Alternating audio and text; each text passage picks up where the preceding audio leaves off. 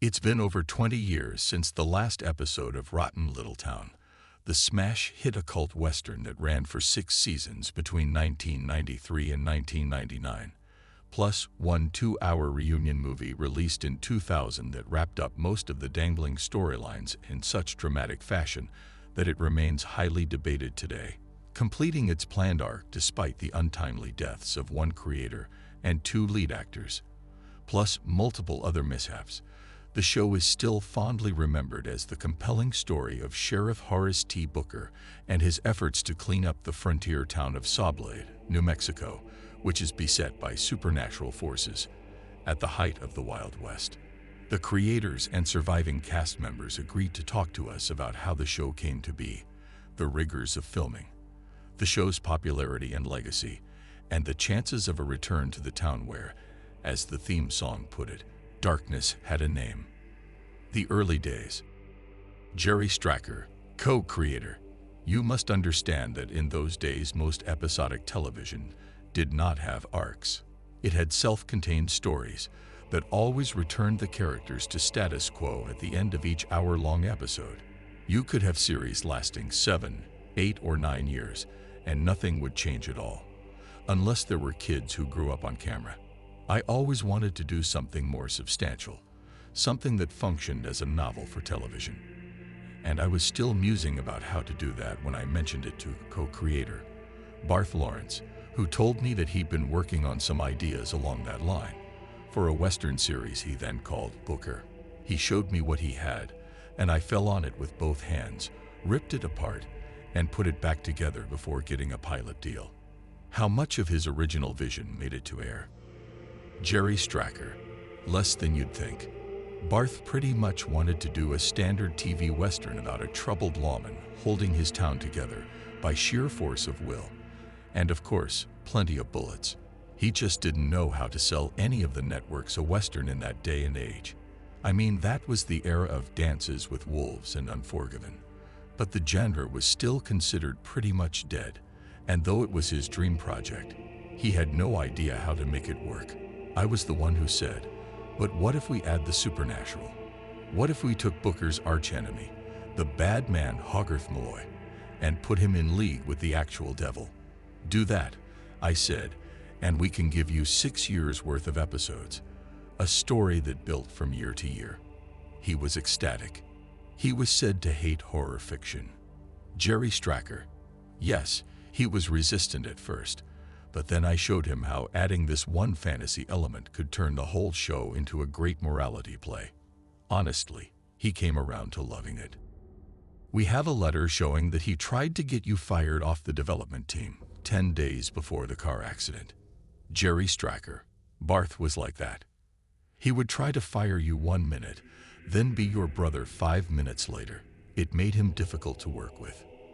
The backers called us in, and he talked about the purity of his original vision, and I talked about how I had made it better. And they said that if I was dropped from the project, they would have to drop him too.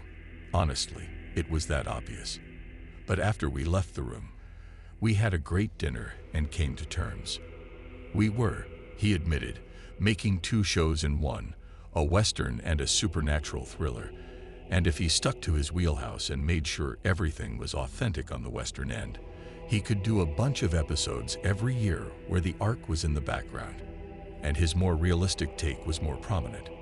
I would do the balance, the supernatural end, and I think he saw that I just wanted what was best for the show. How did you take it when he died? Jerry Stracker. Well, first, of course, he disappeared, and that was worrisome, because he was so unstable, and we were all afraid that he'd done something foolish. He'd had his problems with drugs, you know. When the car was found, upside down in that ditch, we were all stunned and heartbroken. He was a genius, even if he did have a vision for the show that was not quite in line with my own. Do you know that he drowned in 6 inches of water? Horrifying. I think about him every day. Didn't he scratch the word murder on the upholstery? Jerry Stracker.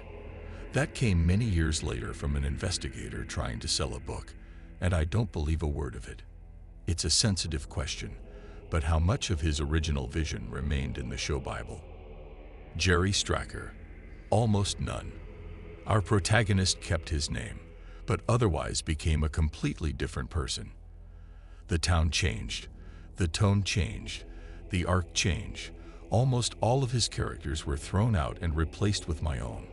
Honestly, his spirit is all over the show, I think, and we were sufficiently sentimental about him to put a couple of his stories in season 1. But otherwise, it's largely the work of me and other writers in the stable. It's a very different show than he wanted at the onset, but I think he would have approved. I insist on it. The pilot movie. Following the death of its original creator, Rotten Little Town went to pilot, using a script credited to both Stracker and Lawrence.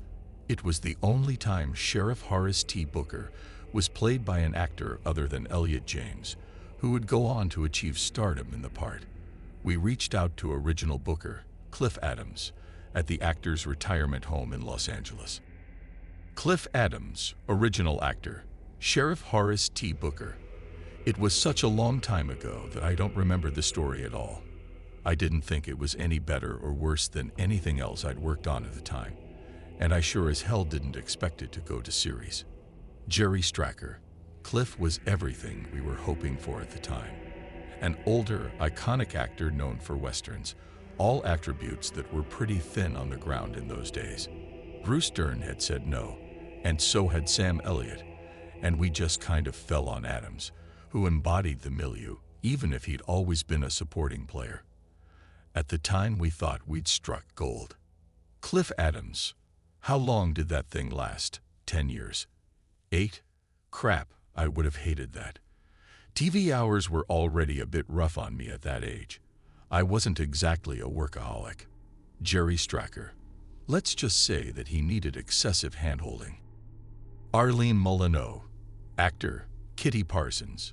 The man was a legend, or so I thought, from the perspective of a 23-year-old actress who'd just been handed her first big break. But he wasn't. Pause. He didn't exactly understand the premise. He kept saying that the show would be a lot better if we just got rid of all the supernatural hugger-mugger. He used that phrase. Hugger-mugger. Buddy Sams. Actor, Toby Sampson. That's right. Hugger-mugger. In 4 days, I was already sick as shit of him saying that.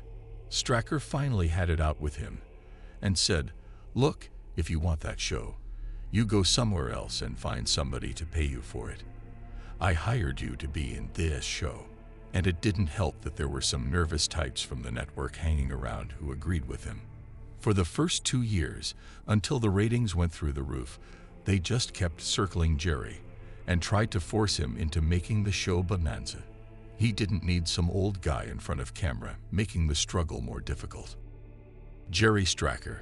Cliff was everything we were hoping for at the time. An older, iconic actor known for westerns, all attributes that were pretty thin on the ground in those days. Bruce Dern had said no, and so had Sam Elliott, and we just kind of fell on Adams, who embodied the milieu even if he'd always been a supporting player. At the time, we thought we'd struck gold. Cliff Adams. How long did that thing last? 10 years? 8? Crap, I would have hated that. TV hours were already a bit rough on me at that age. I wasn't exactly a workaholic. Jerry Stracker. Let's just say that he needed excessive handholding. Arlene Molyneux. Actor, Kitty Parsons. The man was a legend, or so I thought, from the perspective of a 23-year-old actress who'd just been handed her first big break. But he wasn't. Pause. He didn't exactly understand the premise. He kept saying that the show would be a lot better if we just got rid of all the supernatural hugger-mugger. He used that phrase. Hugger-mugger. Buddy Sams. Actor, Toby Sampson. That's right. Hugger-mugger. In 4 days, I was already sick as shit of him saying that. Stracker finally had it out with him and said, "Look, if you want that show, you go somewhere else and find somebody to pay you for it. I hired you to be in this show." And it didn't help that there were some nervous types from the network hanging around who agreed with him. For the first 2 years, until the ratings went through the roof, they just kept circling Jerry and tried to force him into making the show bonanza. He didn't need some old guy in front of camera making the struggle more difficult. Cliff Adams. About the one thing I really do remember is that nobody had any respect for all my decades in the business. When I came up, no script was ever really final. The actors were able to adjust the dialogue to fit their own interpretation of the character. And that guy, Stracker, treated his words like they were, I don't know, Shakespeare. Not a word could be changed. Jerry Stracker. He said that. Bullshit. Lots of the actors improvised great bits on the show. They just didn't betray the show. He objected to a moment when the sheriff was permitted to freeze up with fear, saying that the hero isn't supposed to do that. I told him he was playing a protagonist, not a hero, and he asked me if that was one of those fancy pants New York words. Pause. I guess I just outed him as bigot. Buddy Sams. He basically confirmed everything anybody ever warned me about old white guys. Didn't like having a black man play his deputy. Said that weren't black lawmen at that time.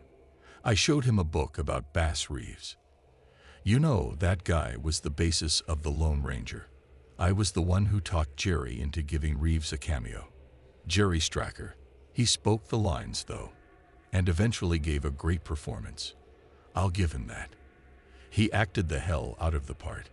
He was gold on screen, which meant I would be stuck with him for the series, but I could have made that work.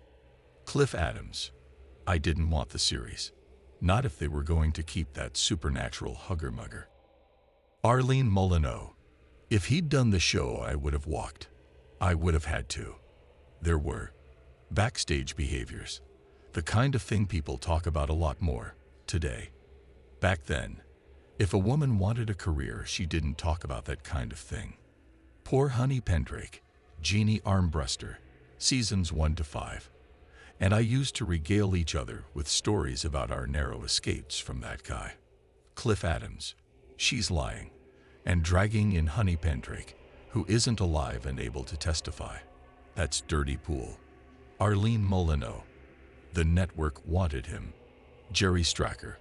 I was faced with a serious problem. My lead actress wanted to go. My second male lead wanted to go. Adams would only take the show if I was forced to go. He would have installed some empty chair as showrunner, and it would have been 2 seasons of perfect old sheriff. Every problem resolved with a gunfight in Act 4. I thought it was going to be one of TV's many abortions. Arlene Molyneux. Then he dropped out, and I don't think he ever worked again. Cliff Adams. I guess they all think they got lucky, considering how popular the next guy was. Shrugs. It was between doing the show and fighting the cancer, and it turns out I had to fight the cancer longer than the show even ran. When I lost the leg, it was the end of the line for me. I did some gigs as narrator, and some audiobook narrations, but pretty much I was done. Shame, though. What the show could have been if they'd only listened to me. Cliff Adams was interviewed 3 weeks before his fatal accidental overdose. The first season, struggles with the network were not over. But with the pilot in hand, Stracker was able to get one of the actors on his original wish list for the character, grizzled veteran Mac Fortis, who, aside from bringing his own unique perspective to the role, was able to provide a smooth transition to his own characterization. Fortis, still a busy player in his late 80s, remembers fondly. Mac Fortis. Sheriff Horace T. Booker, seasons 1 to 6. When I found out I'd be replacing Cliff Adams, I almost turned the role down. I thought I was being hired for the wrong reason. Jerry Stracker. There is a very slight resemblance that could fool you in a darkroom. It was helpful when we had to decide whether to retain the pilot, but there's absolutely no doubt that he made the role his, and more importantly, he got the feel we were going for. Even his prison record was a plus. He carried himself, on screen, like a man who had known violence, and could dispense it when necessary. But on set, he was a consummate professional. Mac Fortis. I don't shit where I eat. Arlene Molyneux. He left us girls alone. Mac Fortis. I was half in love with a couple of them, but I don't shit where I eat. Wallace Stain. Doc Ferringer, Seasons 1 to 5. The man understood that the sheriff was supposed to be almost as chilling every time he had to prove how deadly he was as even the most murderous bad guy. A killer constantly in danger of going over the line. Corliss Hansen, Hogarth Malloy. I hadn't ever seen him in anything else, and if I don't get in trouble for saying it, still haven't. You would think that by now I would have run into some old appearance of his, and I from time to time look up his IMDb listing to make sure I'm not going crazy, but I've never heard of any of that stuff, or anything he's done since. But he was fucking amazing to work with. Nasty old Hogarth would show up every 5 episodes or so, just to look sinister, and in half of them I had to go nose to nose with Mac, and I've got to tell you, whenever he told me I was on his list, I almost lost my water. He was scary, barely human, it felt like.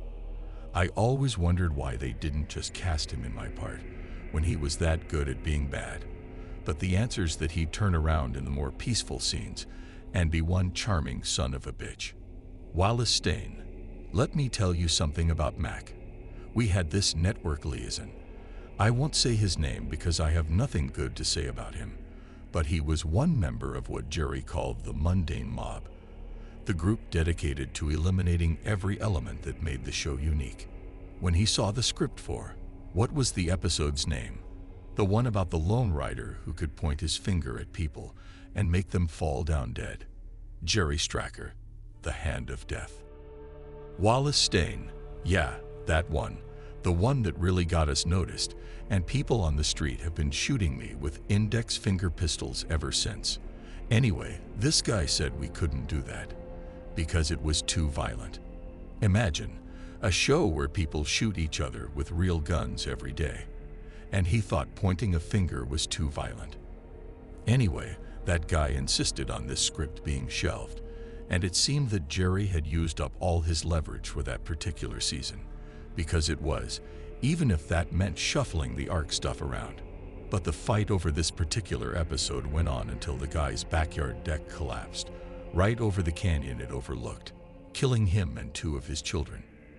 Mac had been as mad at him as anybody, but he spoke at the guy's funeral, and it was like they'd been best friends for life. Not a dry eye in the house. Mac Fortis. Yeah, people actually mourned that piece of crap. Jerry Stracker. We ended up dedicating the episode to the guy. I guess you could see that as a nasty little in-joke, but we didn't see it that way. I mean, it was just a creative disagreement. We would have worked it out. Season 2. Rotten Little Town ended Season 1 with only mediocre ratings and ended that run on the cancellation bubble.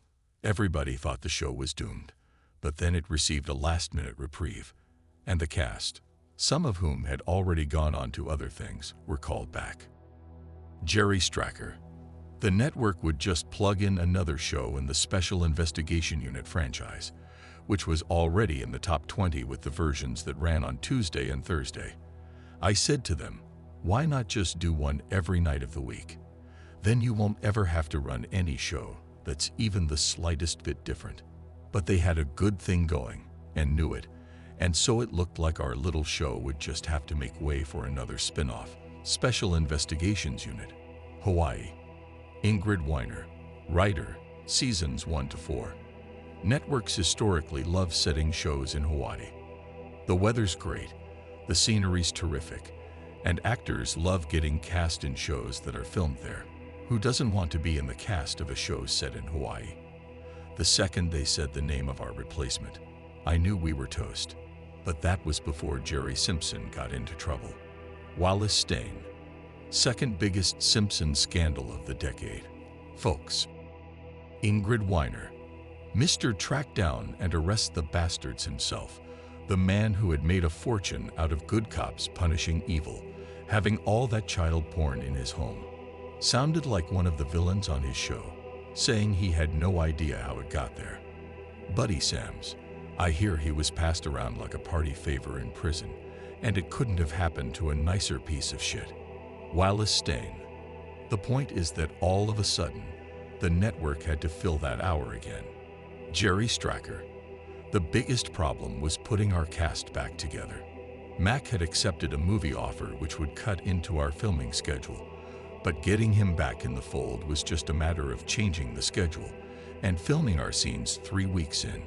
Wallace hadn't hit the ground running and was still looking for work, so he was happy. Arlene had to fly back from London, where she was rehearsing for a show. Arlene Molyneux. It was just one of those things. We were 2 days from our first tryouts when the producers suddenly soured on it. I didn't know why.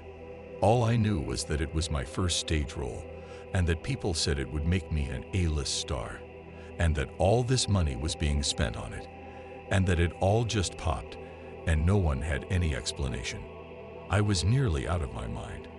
But then the call from Jerry came in that very same day. One door opens, another closes. Corliss Hansen. I'd lost a big role myself, on life or death. Yeah, I would have been Dr. Benjamin Lancer himself. I might have been where the guy who inherited the part is now, a fucking living legend. But in the early part of that summer, the railing on my front stairs came loose, and I spent the next couple of months in a cast. Was just coming out of the cast when Jerry called about the second season being a go, so in I was. Buddy Sams.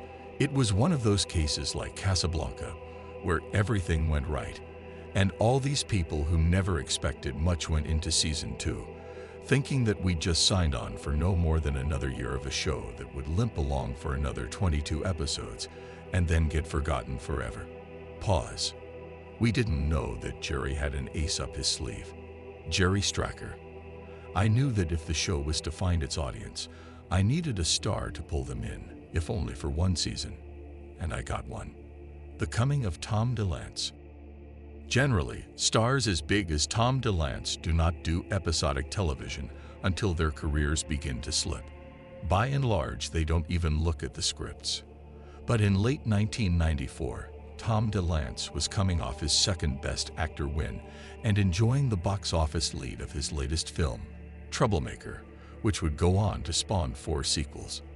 He got to make them, but first he surprised everybody by agreeing to join the second season of Rotten Little Town in second lead. We met up with him on the set of his latest blockbuster, Savage Eyes, set for release this November. Tom DeLance, Marshall Jack Hartman, Season 2. What did they say in The Godfather? They gave me an offer I could not refuse. Jerry Stracker. It was a case of building the character for him. Tom DeLance. It was a good character, a compelling, conflicted lawman who would gradually give into darkness over the course of the season. But there were a good dozen veteran players, and God alone knows how many unknowns who could have acted the hell out of that role. And going back to television at that point of my career felt a lot like retreating. Jerry just. Long pause. Explained to me why I should do it. Jerry Stracker. I just told him that if he played this part, it would be one of his most beloved roles for all time. Tom DeLance. He said that. Okay, let's go with that. Jerry Stracker. Just the announcement itself gave us a huge ratings boost. In terms of the story, it was helpful to create an upstanding, admired leader of men at the center of everything, who would seem to be the main character. And then to have him falter and betray everything and fail and die at Hogarth Mulway's hands. Arlene Molyneux. By the end of that season, everybody at home wanted to see Sheriff Booker nail that murderous son of a bitch. Buddy Sams. We got tons of angry letters. Nobody really thought Jack Hartman would die. They always thought he would pull off a brilliant escape at the last minute. But then came the final. And wow. He was like the Ned Stark of our generation. Tom DeLance. Everybody keeps saying that I gave the performance of my career. Maybe I did. I know that I don't see it. I try not to look at those old episodes, and I certainly don't go to any of the goddamn conventions, but I do run into scenes from the show from time to time. And what I see is not an actor giving a performance, but a man under tremendous stress, barely holding himself together. They didn't need special lighting for the sweat to pop. It was, well, not necessarily because of the work schedule alone. A tough year. Maybe the worst year of my life. Is there a reason you didn't show up to collect your Emmy? Tom DeLance. I didn't want the damn thing in my house. Why? Tom DeLance. Long pause. It's been many years. Let's skip it. Buddy Sams. Tom has a long history of being a dick to people who were on the show. People go up and say hi to him. He calls them names. I think he's just such a big marquee name that he doesn't like to be reminded that he put his superstardom on hold for a year, just because some then marginal TV show gave him a call. It doesn't seem to have hurt him long term. And if nothing else, it got his daughter her first acting job. Jerry Stracker. I have nothing against the man.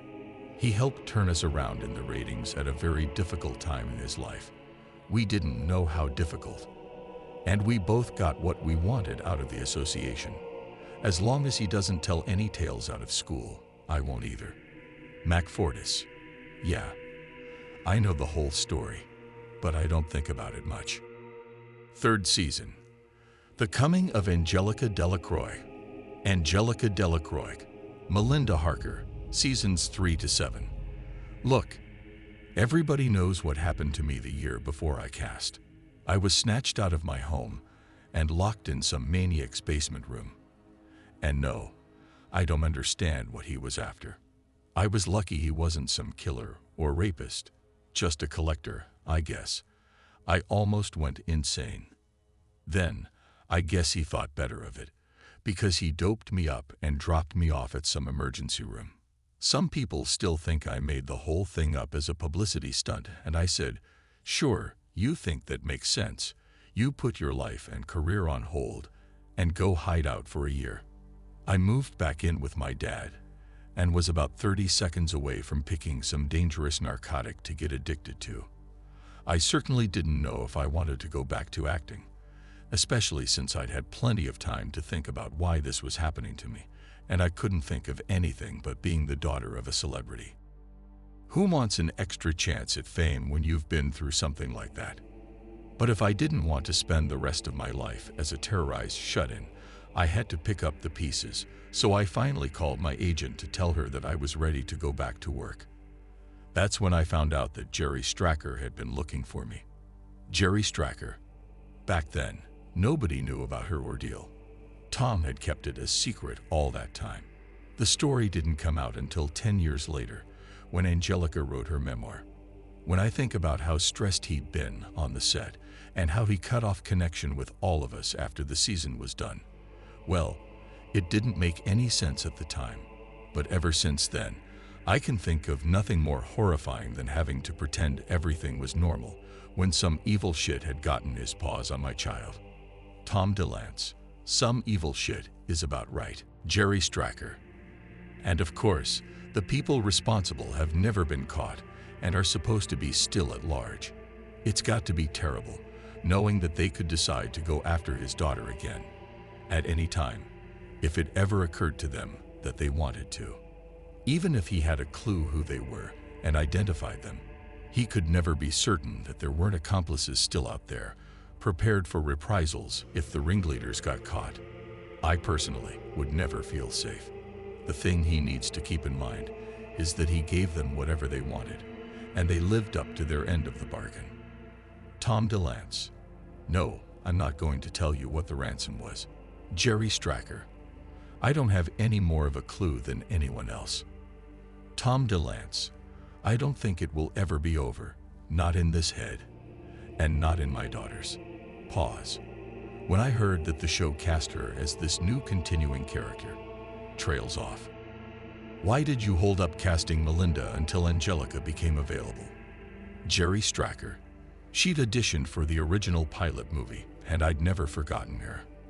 I wrote the part for her. If I'd known what she was going through, I might have gone ahead and cast someone else. But I'm glad I waited. Tom DeLance. It sure was lucky for him that he knew exactly how long to wait. Jerry Stracker.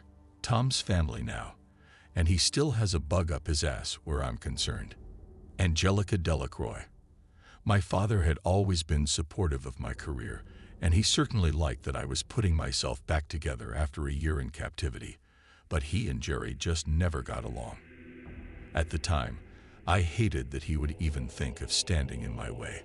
Tom DeLance. She didn't talk to me for 2 years. Jerry Stracker. I finally found out that all this was going on and called him up. I said, look, everything between us aside, this was her shot, and he was wrong to try to interfere with it. But I wanted to fix our broken relationship, and I said, look, if it'll smooth things over, I'll just kill her off. Tom DeLance. He would have done it, too. Angelica Delacroix. First, I'm hearing of that, and it doesn't make me happy with Jerry. I'm not some appendage of my father who needs his permission for everything. I'm an actress in my own right. Pause. But of course, he probably just said it as a joke. Tom DeLance. I would like to point out one thing to anybody who loves that damn show. Even if you think it's good, it ain't exactly a laugh riot. There are no jokes in it at all. That's because Jerry Stracker has no sense of humor at all. If there are any jokes in any episode, they belong to Ingrid or one of the other writers. Angelica Delacroix. Melinda was, more than Jerry ever could have guessed, the right character for me to play at that point in time. A privileged but broken woman, coming off a nightmarish past that had come very close to breaking her, but had instead made her stronger. Can you imagine what it was like for me, coming out of a year locked in a basement room without seeing the sun, to channel those experiences into something strong? I told Dad that the show had kept me from falling apart, and that the cast and crew had made it possible for me to trust people again. I told him that if he wanted us to have a relationship in the future, he should stop trying to disturb that. And then I told him, of course, that Jerry and I were having a baby. Jerry Stracker, smiling. We weren't in love. We agreed on that. But it was a late night on the set, and despite what they say about producers and actresses. Angelica Delacroix, laughing. He was always worried about the way it looked, all those years before the Me Too movement, but it was mutual, believe me. I've got a damn fine husband now, my second, but I will say this about Jerry. He's always been a good father to Peter, had him half the year. Made sure to send Dad pictures of the times they spent together. All those wilderness hikes, river expeditions, deep sea fishing trips. Jerry Stracker, including now, because whenever he's home from college, he works at my production company. Angelica Delacroix. You can't peel the two apart. Jerry Stracker. Peter is the light of my life. Angelica Delacroix. As for me, I know prospective parents shouldn't have babies as self-therapy, but for somebody who had been through all that horror, it was tremendously freeing to be able to look at such a trusting little face and say, I will never allow any harm to come to you. Jerry Stracker. I'm sure Tom feels the same way. Tom DeLance. Long pause. Someone once told me that when you have children, you've given hostages to fortune. Another, and that, I guess, has been the story of my life. Protecting my hostages. Season 4. Corliss Hanson's Reign of Terror. With the cast all in place, and the show now the top 10 hit it was always destined to be, Jerry Stracker saw that it was time for the main villain to show how dangerous he could be. Season 4 therefore contained all the most frightening episodes, mostly written by Stracker. Night in Desolation, The Plains River, and Devil's Bargain. Ironically, it was Ingrid Weiner's School Teacher's Song that ended up winning the Emmy. Buddy Sams. Yeah, that was one ruthless-ass year, wasn't it? Just when you thought the show had gotten as dark as it was ever going to, the writers would come up with something even more evil for Hogarth Malloy to do. Corliss Hanson. I more than once had to tell angry people in supermarkets that I was just an actor, and that when I went home at night my wife and kids were waiting. Believe me when I said I almost quit the show to spend more time with them. Arlene Molyneux. It was a rough year for many of us. Buddy had some growing substance abuse problems. Corliss had a scare involving his kids. They had really only gotten delayed on the way back from school, but it was quite a scare there for a few hours. Wally's pregnant wife had a bad fall and lost the baby. Honestly, it wasn't easy to return our focus to the show, But Jerry kept us in line, and the scripts were better than ever. Ingrid Weiner. At the time I wrote School Teacher's Song, there hadn't been an important viewpoint character added to the show since season 2. All the characters had been profoundly touched by the evils they dealt with every day, the threats they all lived under, and it occurred to me that it was time to remind the viewers just how sick, how abnormal all of this was. So I brought in this sweet young thing schoolteacher, who in short order witnessed just what hellish compromises all the characters had made, with their morality and their sanity, just to go on living in this town, where they were all being manipulated by ruthless puppet masters. Pause. Of course, my original ending had her getaway intact. Corliss Hansen. I have to tell you, the original Act 4 just sat there like a dry turd. The girl just says, "I don't have to be part of all this evil. I can go anywhere." And she rides out on the noon stage, and the big last scene is just all the characters kind of just standing there in the middle of the street, talking about how she had been such a breath of fresh air, and how strange it was that she decided to leave. Buddy Sams, my pals who worked on various incarnations of Star Trek, said that she sounds an awful lot like Ingrid's Mary Sue, whatever that means. Ingrid Weiner. The point of that original ending was that all the horror they had already experienced in their lives had twisted them, so that they didn't know what an unbiased outsider would see. Jerry Stracker. It wasn't enough of a jolt for our show, not for that point in the run.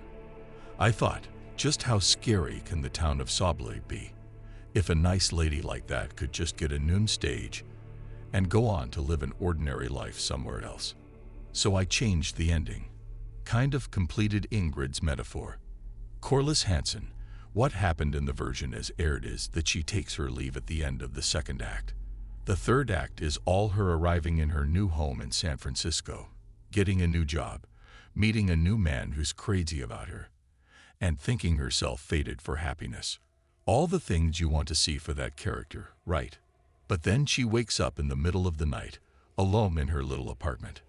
And boom, Hogarth's there. Biggest shock scare that season. Jerry Stracker. We did a special public screening with a Q&A at UCLA. The audience shrieked. Corliss Hansen. All these years later, I can still remember what Hogarth says to her, almost word for word, probably the most chilling monologue anyone's ever given me. In character, you think you can walk away. You think you can set foot on my streets and still belong to yourself. I'll always be right behind you.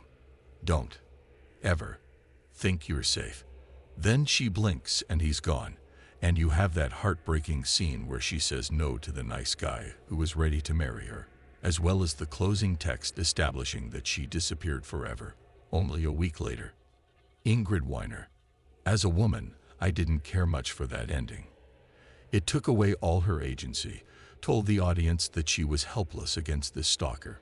But no, it was Jerry's show. We had to adhere to his vision. Jerry Stracker. This is one of the unresolved disputes that happened between staff writers and showrunners. I should stress here that I thought she was one of our best writers, and that she provided the kernel for one of our best episodes. The main reason I gave her all the credit and didn't append my name, even though I wrote a little more than half of it. Worked out pretty well for her too, considering that the Emmy's officially all hers.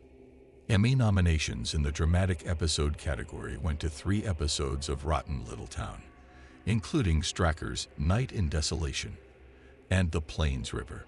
Ingrid Weiner went home with the statue. It was such a great lift to her career that she was immediately hired to run a show of her own, the comedy Penny of Philadelphia, which ran 5 seasons and eventually won her 3 more statues just like it. Ingrid Weiner. Let's just say I remain grateful to Jerry for everything he did for my career. Jerry Stracker. We were all absolutely delighted for her. And you know what? Our little dispute on that episode led to a great moment for the Penny of Philadelphia blooper reel. Midway through her 2nd season, with that show in the top 5, there was a scene in an episode where she was directing, where Penny's new boyfriend is supposed to surprise her at home with flowers and a wedding proposal. I arranged for something else to happen. Instead of the actor it should be, the one who comes through the door, all dressed up like Hogarth, and he walks right past the star of the show and goes nose to nose with Ingrid, and by this point she's absolutely frozen with shock, and he says the same thing he said in School Teacher's Song. You think you can walk away. You think you can set foot on my streets and still belong to yourself. I'll always be right behind you. Don't ever think you're safe. Corliss Hansen, laughing. I gave it all the same intensity, and I think I scared the ever-living shit out of her. Ingrid Weiner. They did it to me once a season, throughout Penny's run. After the second time, I said that a joke was a joke, but it was disrupting my set. Jerry agreed that enough was enough. But then he had Corliss dress like a waiter at one of my favorite restaurants, and do it again. Corliss Hansen. The whole place cheered. Jerry Stracker. I'm proud of all the careers we started, all the lives we changed. I'd like all my people to know how truly loved they are. Season 5. The Year of Crisis. In Season 5, the supernatural events surrounding Sawblade accelerated to a fever pitch, both on and off the screen. Buddy Sams, whose drinking problem complicated the shooting of many episodes in Season 4 and led to a substantially reduced role for most of the season, hit rock bottom. Corliss Hansen began intensive therapy to counter nightmares about the bottomless evils of the character he played. The show became the target of concerned parents. 2 cast members died under horrifying circumstances, and Angelica Delacroix became subject to panic attacks. Throughout, Jerry Stracker kept a tight hand on production. Jerry Stracker. Look, if you put it that way, it sounds like I'm inhuman. But the thing is, the showrunner is the one guy on any production who never has a life. He's always shepherding the next script, keeping his eye on the next story, worried about making sure everybody shows up on time. I always found out all these personal crises after they already happened. Buddy Sams, I have to tell you, I owe my life and sobriety to the man. I'd started hitting the hard stuff pretty much all the time, a couple of years before, and pretty much lost half the entire prior season to my alcoholism. And there came a day when I couldn't speak any of the lines with any degree of coherency, and he took the time out from everything else he had to do to say that he needed me at the top of my game. It wasn't as simple as all that. There came a time early on when I lost 24 hours to alcohol poisoning and woke up in the hospital, not knowing how I got there. They said Jerry was the one who brought me in, and he was the one who got me into a 30-day program. Jerry Stracker. I'll only say that he called me at his darkest hour, and that I'll be honored and humbled by that decision for the rest of my life. It did mean that we had to call in a substitute for his role for the first third of the season, but we kept the role open for him for when he could return. Pause. Of course, that substitute caused other problems. That substitute was one Byron Nesman, making his TV debut and departure in the role of Coleman Hayes. Mac Fortis. I know of a guy who back in the 60s starred in one of the biggest movies of its year, one still considered a classic 50-plus years later, though I never could make head or tail of it. He could have been a star, I guess. Turns out he didn't give a hoot about money and was happy just to get his 1 or 2 TV shots a year, because the only thing he was interested in was surfing, and acting was just his way of paying for it. That's a true story. I always thought he was a silly ass, myself, and I've got to tell you, I never thought I'd meet a guy like him until Byron showed up. Wallace Stain. He hit his marks and spoke his lines and didn't stink up the joint, but he was about as memorable as. Draws a blank, thus proving my point. Angelica Delacroix. Honey loved him, unfortunately. They had a prior relationship and only got closer to each other when they worked together. The two of them took to long hours in the trailer, emerging for their scenes in a cloud of pot smoke. She wanted him to take over from Buddy permanently, and it was probably her idea when the two of them marched into Jerry's office and started issuing ultimatums. Jerry Stracker. I never intended him to be anything other than a temporary fill-in, But then Honey said that she wouldn't continue unless we also replaced Buddy with him. Permanently. Could not be done. Not and maintain the integrity of the show. We had an arc involving Buddy's character, developed at great length, and with substantial artistry over half a decade, and it was integral to the planned conclusion. We couldn't just dump that, and I said so. They both walked off the set. Extraordinarily unprofessional. Arlene Molyneux. I told Honey that this was a good way to ruin her career, but she just laughed at me. Said that she had the goods on Jerry, and that he wouldn't dare do anything. It sounded like she had really bought Byron's bullshit, completely. Clearly, she had nothing. Buddy Sams, I'm telling you, had I known that Jerry was fighting so hard for me, I never would have betrayed him by drinking as hard as I did. It amazes me that he visited me while this was going on, looking like about a million shades of hell, and I remember what he said, word for word. After what I'm going to have to do to keep you on the show, if you get out of here, and ever touch a drop again. For as long as you work for me, I will kill you. He went on at great length, coming up with terrible things he would do to me if I ever did this to myself again. Things like taking me out to the desert, slicing my belly open and stringing my intestines up on Joshua trees so the coyotes could get me. It was all hyperbole, of course, but to me it really showed that he cared. Arlene Molyneux. I don't know what he said to get Byron and Honey back for an episode. Maybe offered them more money. Maybe threatened a lawsuit. Maybe cajoled them with lies about Buddy. Maybe just debasing himself as no man should ever have to. He cared that much about the quality of the show. But they came back together, long enough to appear together in a story that culminated in the two of them being ambushed by Hogarth Malloy, and ended with the two of them trapped in a cave, with Byron's character bleeding out and Honey's half delirious from a rattler bite.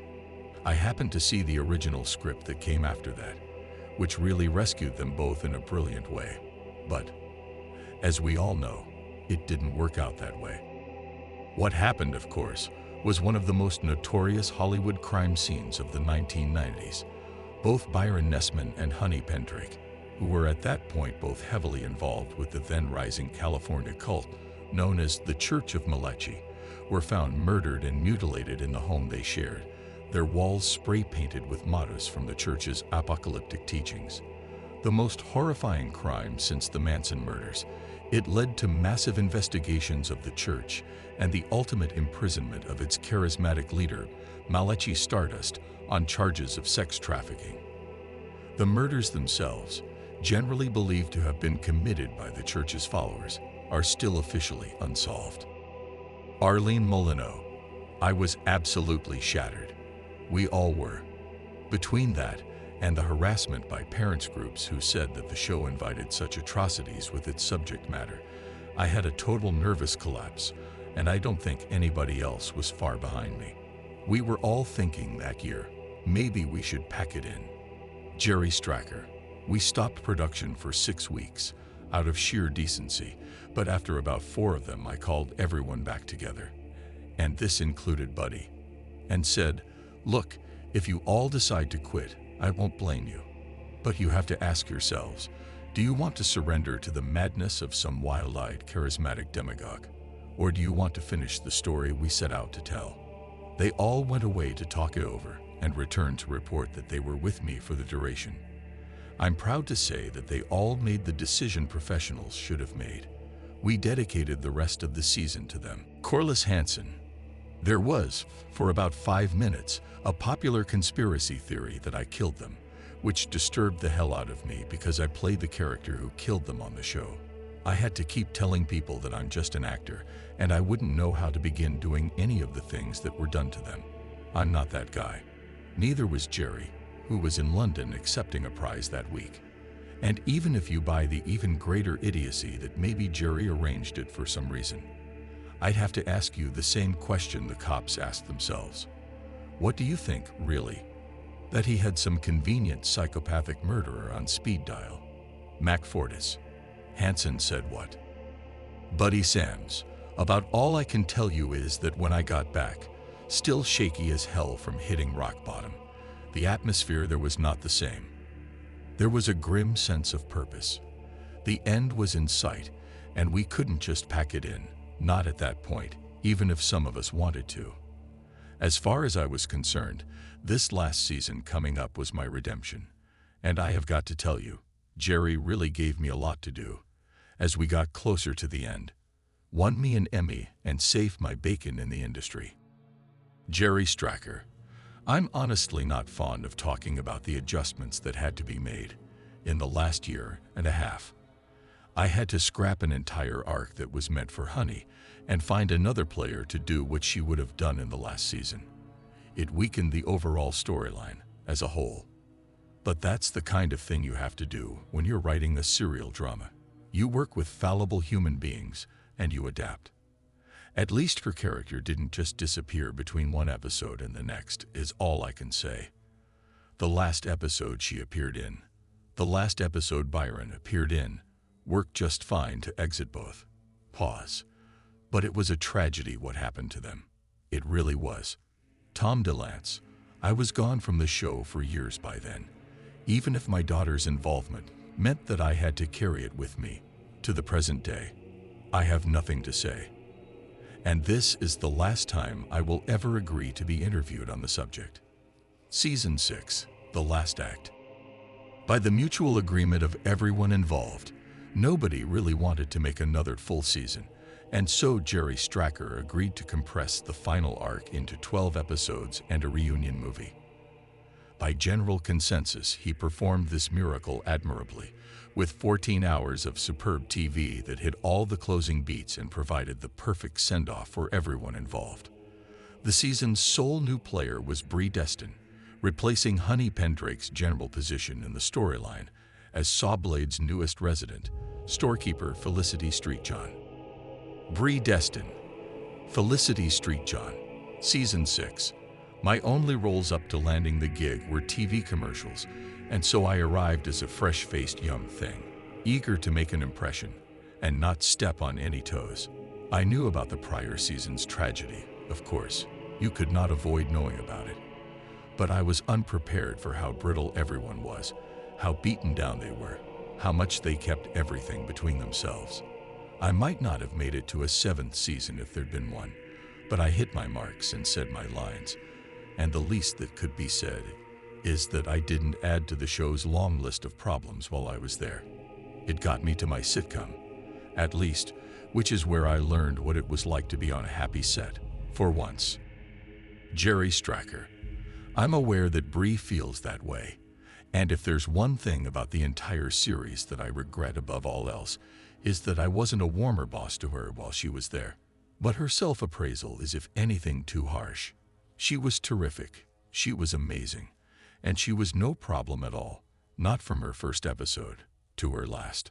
I'm delighted by all the success she's had. Bree Destin.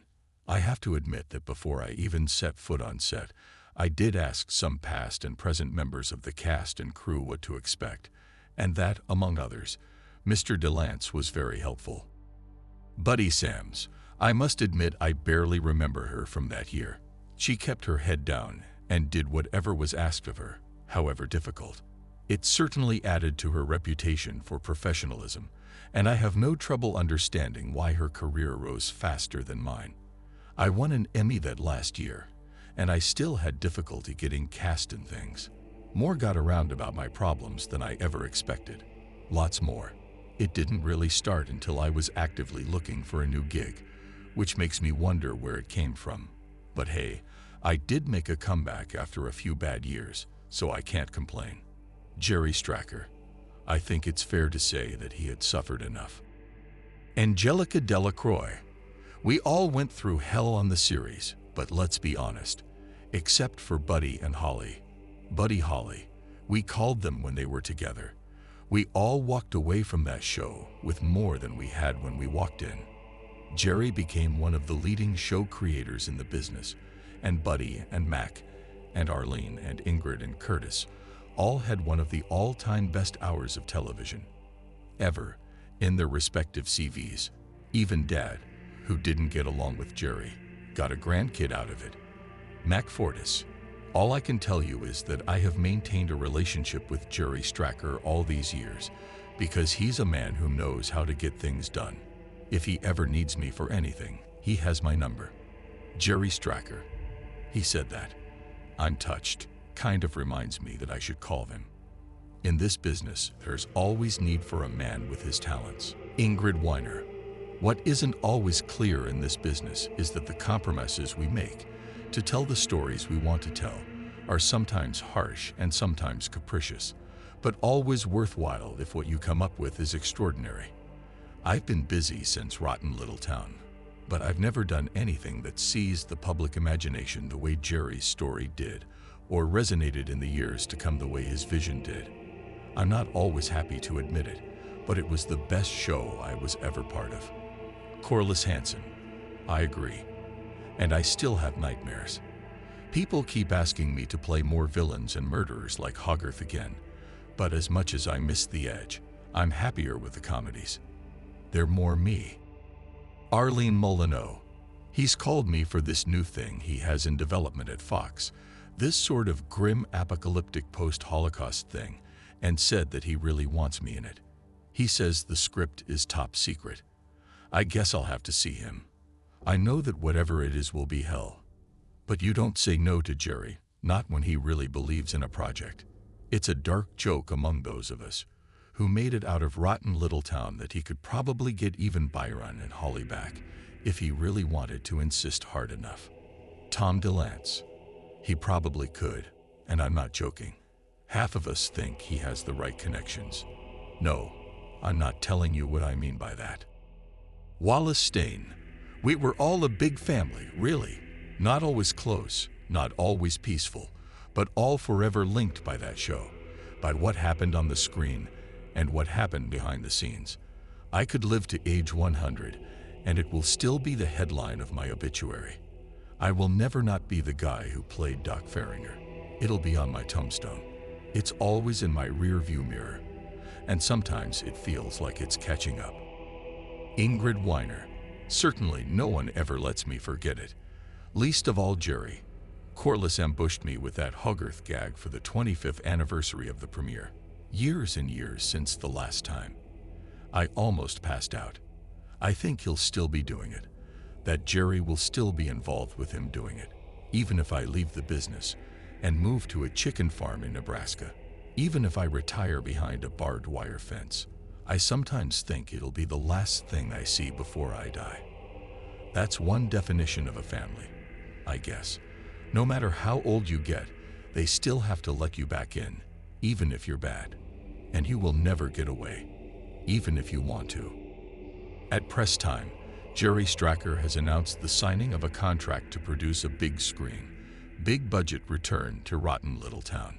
He has been talking about the project for years, but has always said that it will never happen unless he can sign every actor still alive whose character was still alive. Given some of the things the cast endured during the original run, it's surprising to note that he got everybody, including, and this is a shocker, Tom DeLance, whose character Marshall Jack Hardman died in season 1. Tom DeLance. Let's just say I had to. Angelica Delacroix. I'm just thrilled. 3 generations of the family on one set. Peter Delacroix. It's my acting debut, playing the new marshal in town at the onset of the 20th century. As soon as I was signed, I knew I had to be the one who dragged Grandpop into the fold. He's always been so supportive of me, and I'd learned so much from him over the years that I knew I needed him there. Especially with me doing so many of my own stunts. Jerry Stracker. I never require actors to do their own stunts, but Peter has demonstrated his skills, and I have absolutely, totally assured Tom that his presence on set is the best possible way to ensure that nothing terrible happens. Tom DeLance. If there's anything anyone who's ever worked with Jerry knows, it's that he is always true to his word.